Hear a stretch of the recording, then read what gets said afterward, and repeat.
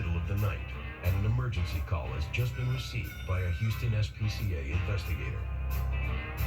On the outskirts of the city, fire crews are tackling a house fire where some puppies are believed to be trapped. All right, hold on. By the time investigator Debbie Michelson arrived, the fire was out. She immediately had the scene videotaped for evidence. Don't feed him yet. Chief Investigator Charles Jansen was there to supervise the rescue, but they soon discovered the situation was far worse than expected. This is a hoarder's house with over 30 dogs. There's no lights inside. Couldn't see what was going on, and there were dogs running at us from everywhere. There were adult dogs. There was a huge amount of them, and there's feces covering the floor. Some of the dogs were easy to round up. Some of them were a little aggressive, but I think we managed to get them all. The gentleman himself went to the hospital from smoke inhalation from the property. The dogs are in a shocking state, dirty, matted, and terrified from their ordeal. All right, hold on. Now that they're rounded up, they must be transported back to the Houston SPCA shelter. The rescue technician first on the scene was rookie recruit Roman Leal. As soon as we approached, they would chase you. It was very slippery. There was a lot of feces on the floor, and a lot of these guys had matting. There's one puppy that has a tumor the size of a baseball. Other than that, they just looked like they were under a lot of stress. Their fur is pretty dirty. Some of these guys haven't bathed in I don't know how long.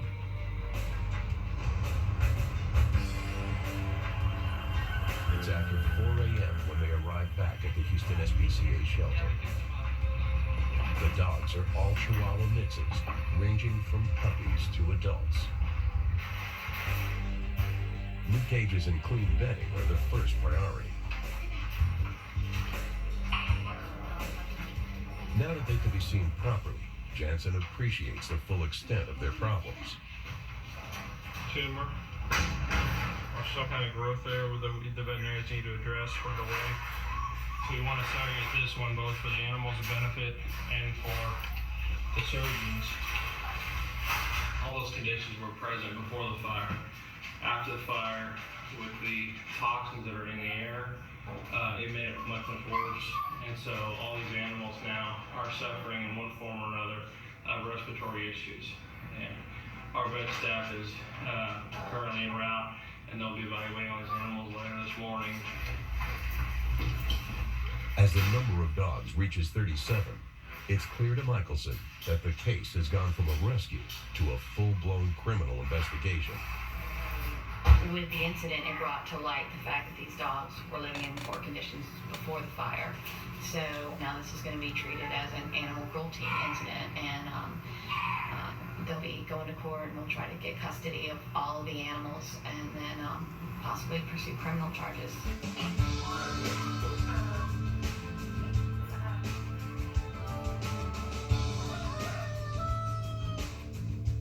By the time the staff begins to arrive, Michelson, who has worked through the night, is completing her paperwork.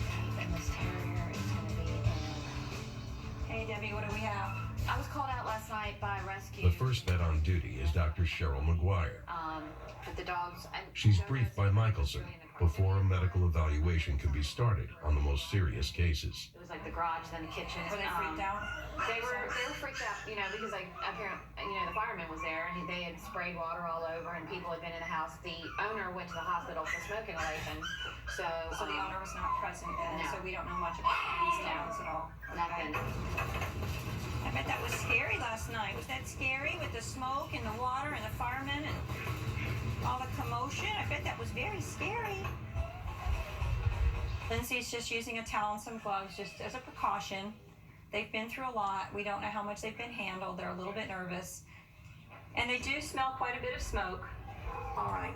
Come here, little guy. Are you going to be okay? You're going to be nervous? It's okay, sweetie. His mouth is in horrible condition. His gums are horribly infected, and he doesn't have very many teeth left in his mouth. If you look at his toenails, they're like talons. I mean, these toenails have not been cut in years. He's got generalized matting all over his body. I'm looking for any evidence of burns, which I don't see. That's good for him. I'm going to listen to his heart and lungs now. It's been only 12 hours or less since the fire, and so we usually will not hear any changes at this point, but it's still important for me to assess his lungs and his heart. He does have a mild heart murmur. Okay, man, good boy. You're being very good for your exam. The next test will require a fluorescent stain to be dripped into the eyes. It's really common for these guys, if they've been exposed to smoke, for their corneas to become injured from drying out and the smoke itself. And we don't want that to go undetected because a corneal ulcer can become quite nasty if it's not treated in time. So we're going to go ahead and stain all the guys' eyes. What a good boy. Yes, you are. You're a good boy. Just as investigator Michelson was preparing to leave the shelter and go home, she's been called back to the property where the fire was. Barking has been heard. It's an unexpected development and means that her day's work is not over yet. But she's trained to expect the unexpected. I wouldn't do any other job. I love this job. I like the law enforcement or the enforcement and the investigation part of it. It may be frustrating, and there are times that there are things about it I hate, but the chance to make a difference, even if it's for only one animal, to work in an organization where everybody feels that way is just rewarding.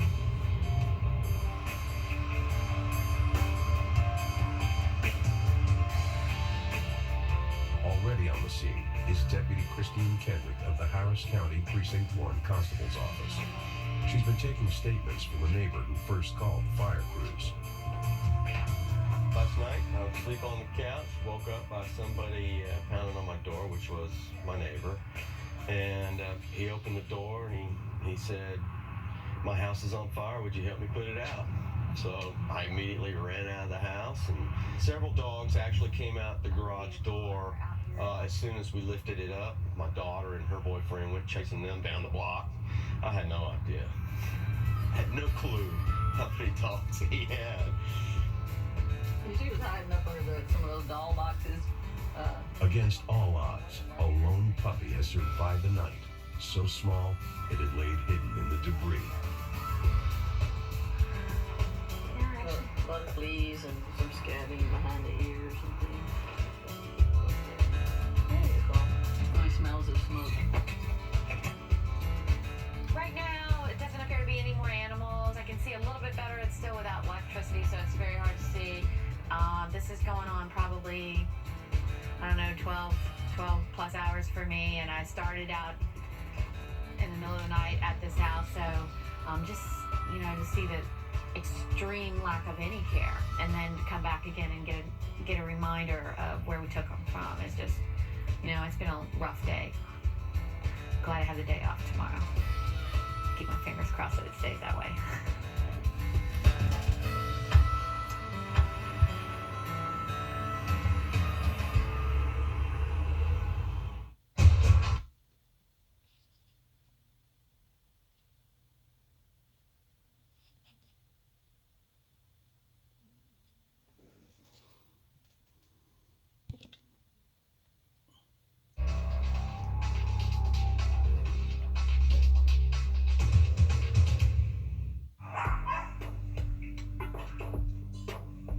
Yesterday, 37 Chihuahuas were rescued from a house fire.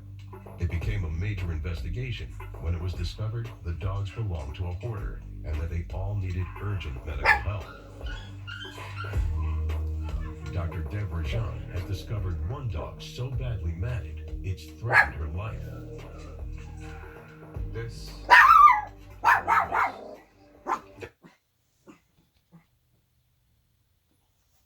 ends here, and the matted fur continues from here, which looks more like a limb, but it's just a hair.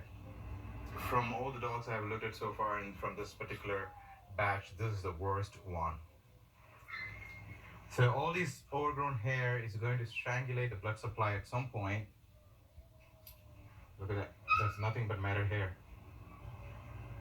You have to be really careful in these cases because the hair might go all the way down to the skin, and when we cut it, it would actually cut the skin.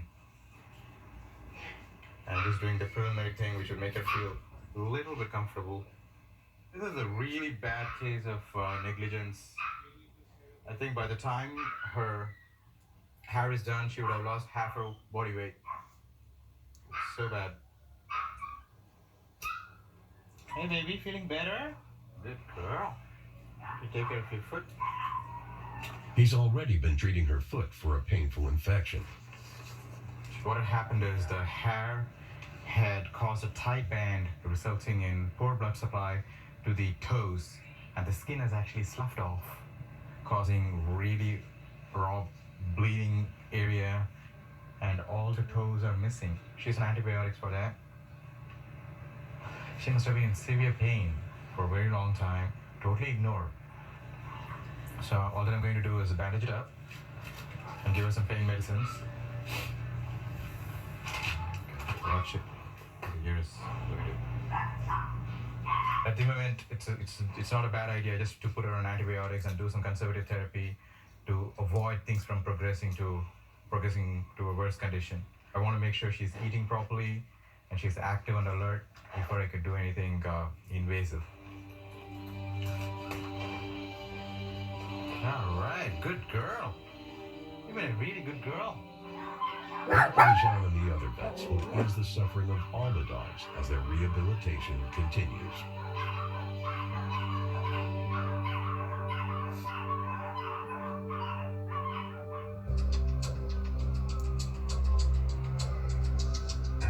The day after the house fire, rescue technician Roman Leal is back on the road.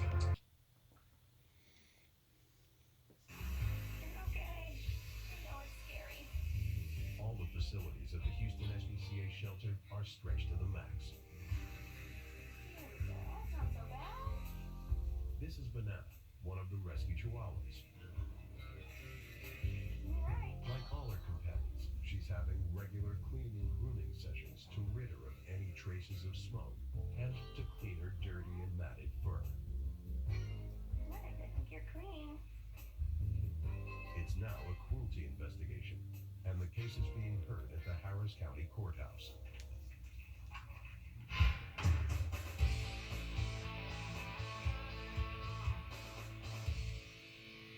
There looked to be about 20 to 30 at that time.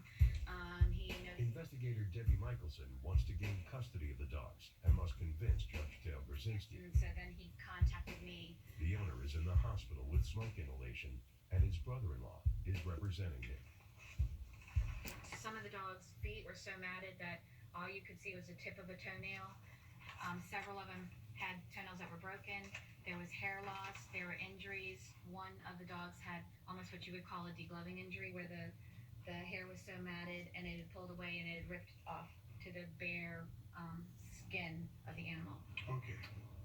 Sir, what can you tell me about this case? We didn't know this, how many dogs he had. We knew he had some dogs. I guess things got way out of hand, and I was shocked to hear that he had that many. I didn't know, and especially the condition that we're in. He keeps the family away from the house. When investigators went back into the house, they discovered in rooms undamaged by the fire another type of hoarding. This is strange. A large collection of dolls. It's very eerie to see these life-size dolls all lined up all over the house. He collects dolls of that type. They're valuable dolls. I guess he buys and trades them on the internet. Does he have any children? He doesn't have any children. Looks like he tried to keep the dolls isolated. All this waste and Yeah. whatever's going on in the house, it didn't start recently. It's been going on for a while. I'm going to award all the dogs to the Houston SPCA. I would ask you as a family member to get involved in this situation and Well, try to figure out, what's going on here. Oh, yeah. Because this appears to be a really bad situation that needs some help. Good luck to you. Now, a new phase of the dogs' lives can begin with the possibility of loving, caring owners. They've all been looked at, a little bit of grooming, a little bit of cleaning up, and if you see some of their faces, they look like little gremlins. I mean, they got these big, huge eyes, and I think that they'll